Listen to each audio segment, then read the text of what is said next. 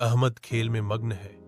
उसे इस बात का एहसास नहीं है कि अब्बू के कमरे में प्रवेश करते ही उसके पिता के चेहरे पर चिंता की छाया गहरा गई। अब्बू की आवाज चंचल मासूमियत को चीरती है। बेटा, जरा इधर आओ, एक बात करनी है।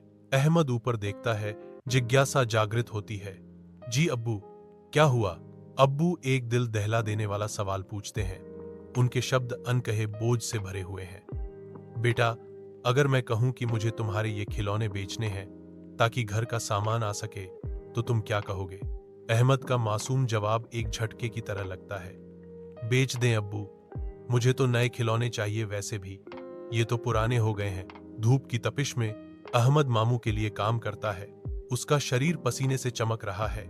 हर हरकत उसकी थकान का प्रमाण है। घंटों बाद थका हुआ लेकिन दृढ़ अहमद घर लौटता है।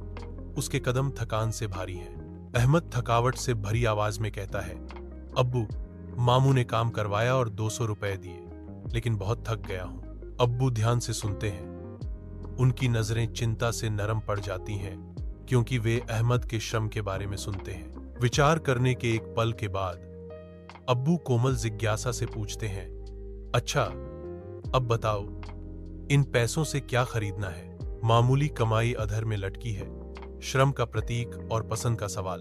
रात की शांति में अहमद अपने बिस्तर पर अकेला बैठा है, विचारों में खोया हुआ। अब्बू कमरे में प्रवेश करते हैं। उनकी उपस्थिति एक मौन सांत्वना है। अब्बू अहमद के पास जाते हैं, गले लगाने के लिए अपनी बाहें खोलते हुए। अब्बू, अब समझ आया कि जब पैसे अपनी मेहनत से मिलते हैं तो उनकी कीमत होती है। अहमद बोलता है, उसकी आवाज नए समझ से भरी हुई है। बेटा, यही सबक मैं तुम्हें देना चाहता था, अब्बू ने जवाब दिया।